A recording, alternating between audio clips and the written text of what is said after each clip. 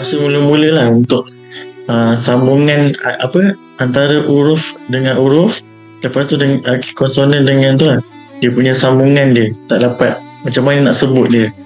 So bila dah saya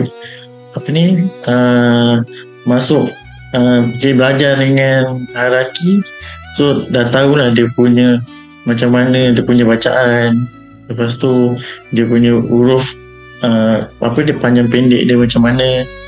So dekat situ dah dapat input lah dekat situ daripada sebelum saya masuk daripada belajar haraki.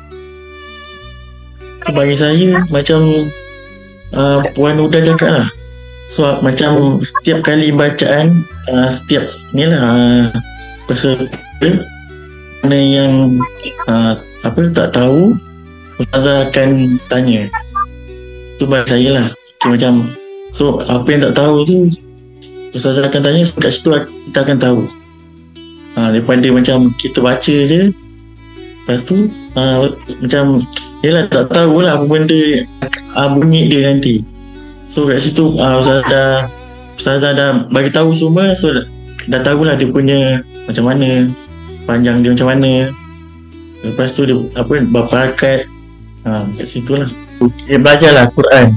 Sebab nanti kalau sebab saya pun tak pandai baca Quran, bila saya tengok orang sekeliling macam pergi solat ke, sebelum tunggu solat tu dia baca Al-Quran. So saya kat situ saya duduk je, so tak tahulah so mana yang orang kat luar tu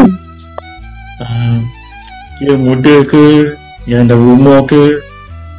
So belajarlah slow-slow, belajar slow-slow, mana yang dapat tu kita ambil, mana yang tak tahu tu kita rujuk lah ustazah ke ustaz ke.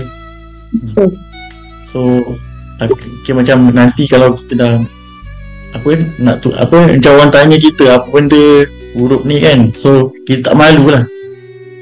Kalau tak nanti kalau orang tanya kita senyap macam dia orang tak tahu baca. Pandangan saya macam tu lah.